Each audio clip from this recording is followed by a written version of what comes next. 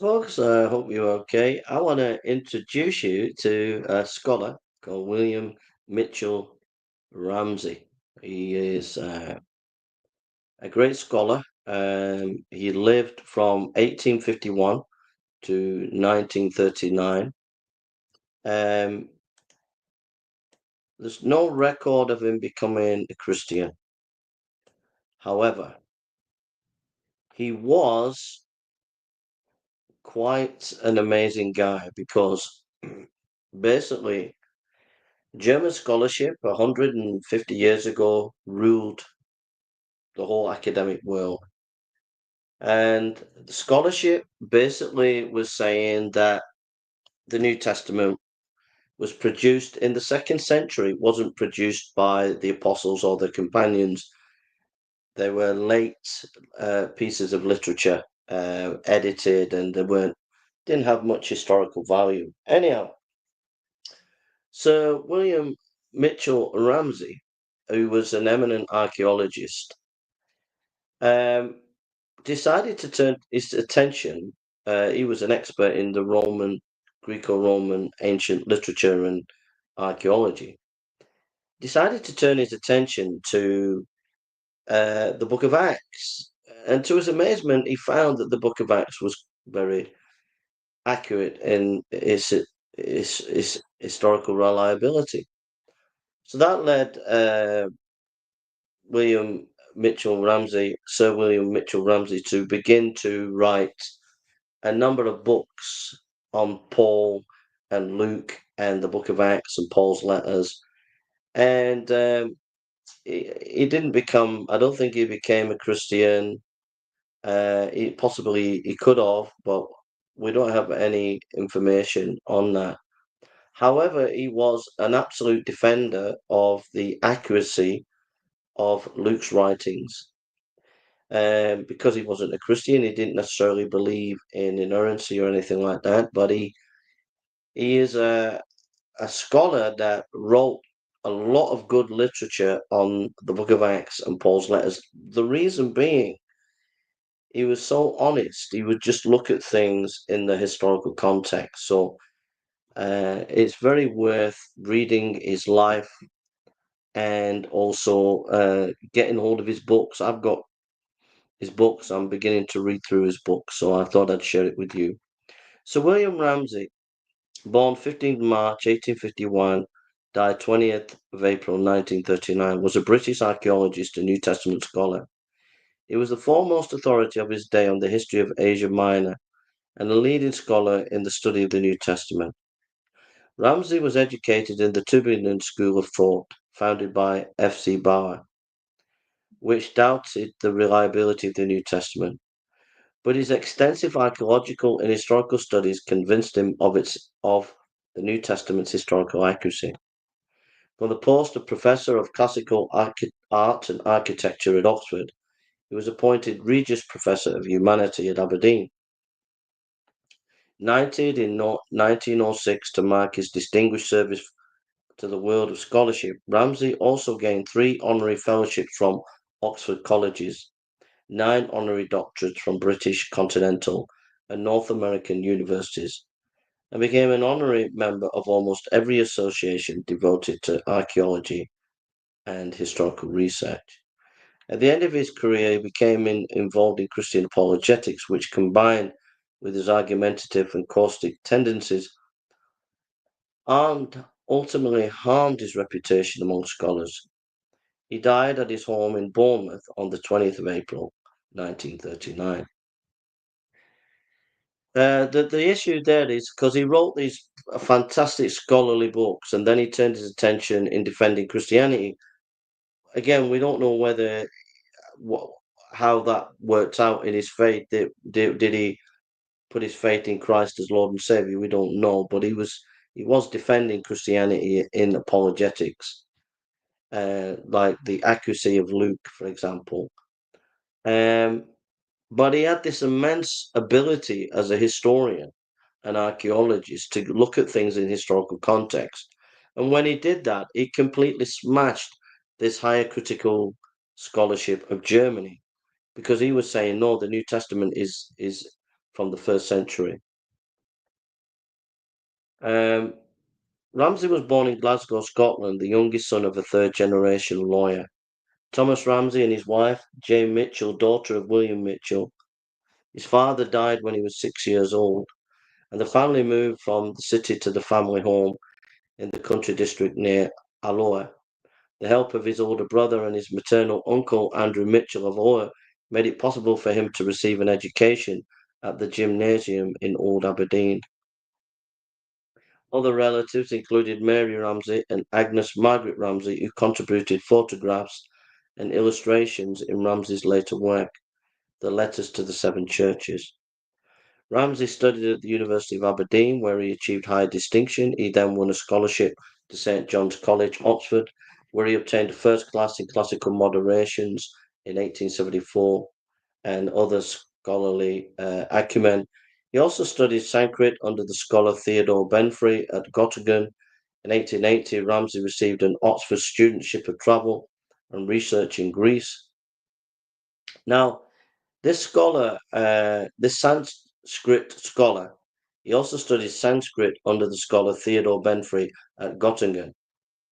This scholar taught Ramsay to look at ancient literature in their context, and this was to serve him in his future career as a brilliant academic in Greco-Roman history. So he learnt a lot from this Sanskrit scholar, Theodore Benfrey, and how to look at ancient text. And Ramsay, as a lecturer and a scholar himself, trained his students to be thorough in their historical investigations when they're looking at ancient literature. In 1880, Ramsay received an Oxford studentship for travel and research in Greece. And at Smyrna, he met Sir C. Wilson, the British Consul General in Anatolia, who advised him on inland areas suitable for exploration, and made two long journeys with him in 1881 and 1882.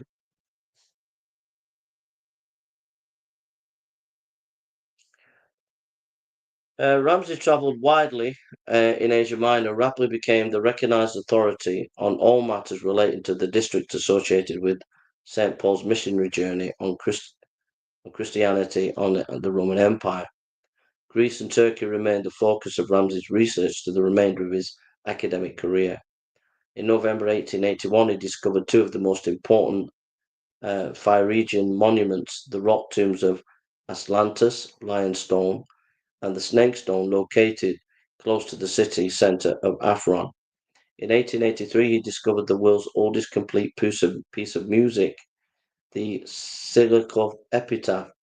In 1890, he discovered inscriptions in an unknown Anatolian language, the Pisidian, a description of which he published in 1895. He was known for his expertise in the historic geography and topography of Asia Minor and of its political, social, cultural, and religious history.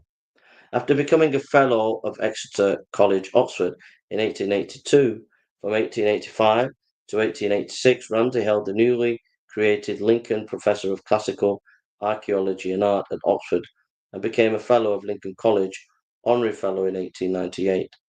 In 1886, Ramsay was appointed Regius Professor of Humanity at the University of Aberdeen and remained affiliated with Aberdeen until his retirement in 1911. I want to just come back a little bit. If you notice there, he was known for his expertise in the historic geography and topography of Asia Minor and of its political, social, cultural, and religious history. This is quintessential Ramsay. Why? What do I mean? Ramsay believed that you couldn't really be a historian, and you definitely couldn't be looking at ancient text unless you had a grasp of the culture of the time, particularly in the geography and topography of the area.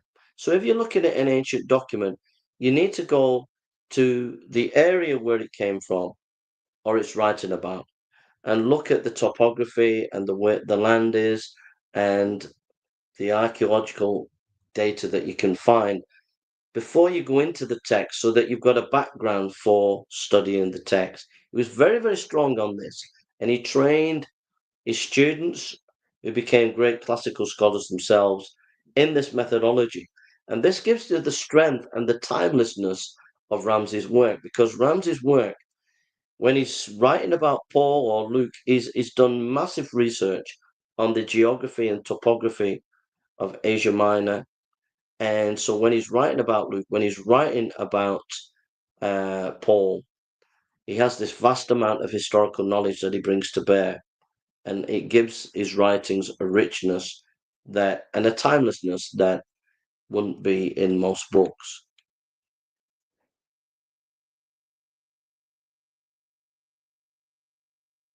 Perspective on biblical history. When Ramsay first traveled to Asia Minor, the locations of many of the cities in the Book of Acts were not known. Later in life, Ramsay stated, further studies showed that the book could bear the most minute scrutiny as an authority for the facts of the Aegean world, and that it was written with such judgment, skill, and art and perception of truth to be a model of historical statement. Also stating that one may press the words of Luke in a degree beyond any other historians. Specifically, Ramsay studied Asia Minor led him to accept the trustworthiness of Luke's account in the book of Acts. He wrote, I am fairly I may fairly claim to have entered on this investigation without any prejudice in favour of the conclusion, which I shall now attempt to justify to the reader. On the contrary, I began with a mind unfavourable to it, for the ingenuity and apparent completeness of the Tübingen theory had at some time quite convinced me. It did not lie then in my line of life to investigate the subject minutely, but more recently I find myself often brought in contact with the Book of Acts as an authority for the topography, antiquities, and society of Asia Minor. It was gradually borne in on me that in various details the narrative showed marvelous truth.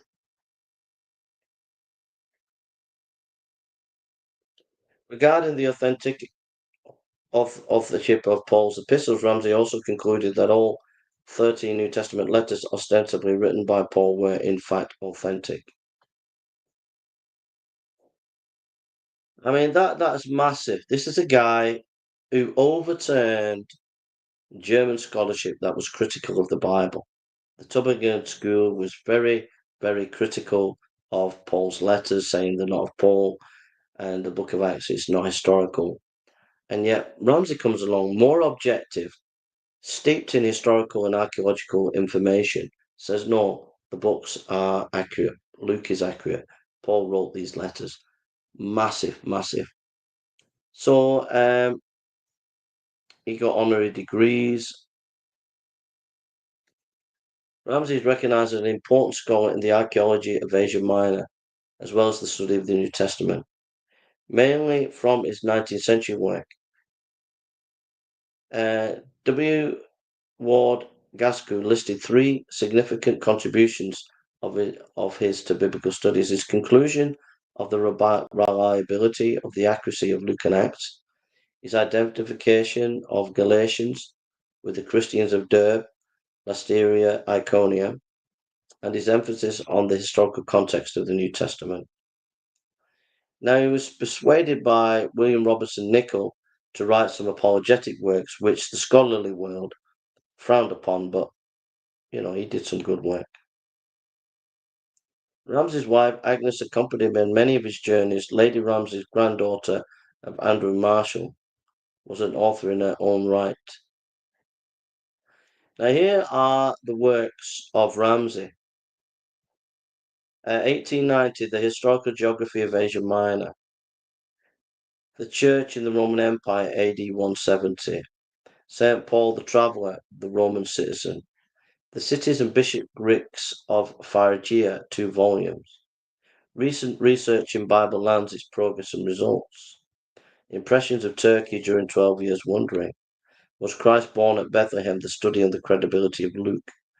The historical commentary on St. Paul's epistle to the Galatians.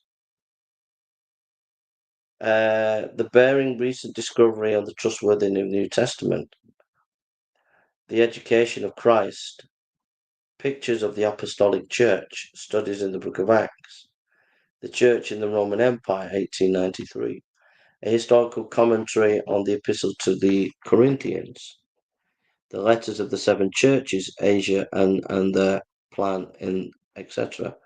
Pauline and other studies in early church history. Cities of St. Paul, their influence on his life and thought. Luke the physician and other studies in the history of religion. The revolution in Constantinople and Turkey. 1001 churches. The 1001 churches, picture of the apostolic church, its life and teaching. The first Christian century, notes and Dr. Maffat's introduction to the literary New Testament. Historical commentary on pastoral epistles, sketches in the religious antiquities of Asia Minor, the imperial peace and ideal in European history, the teaching of Paul in terms of the present day, recent research in New Testament, the making of a university, what we have to learn from educational ideals in America. The intermixture of races in Asia Minor, some causes and effects. And he wrote quite a lot of articles for the Hastings Dictionary of the Bible. So, in terms of scholarship, there's a whole fruitful bowl, a fruitful tree of scholarship there for you to read, for those interested in scholarship of the New Testament. Dive into his work. You can get all of his work mainly free on Google Archive. Download them, begin to read them. If you're interested in the scholarship of the New Testament, you've got to. I'm reading one on Paul at the moment, and you're going to be enriched. You're going to be blessed, and you're going to be invigorated. You won't agree with everything Ramsay says, but I'm just encouraging you in this to read his works and his life. Okay, God bless you and take care. Okay, so sometimes we do Bible teaching, apologetics, things like that, but this is like to encourage you to read some works, and I'd encourage you to read William Mitchell Ramsay. You're going to be blessed. Take care.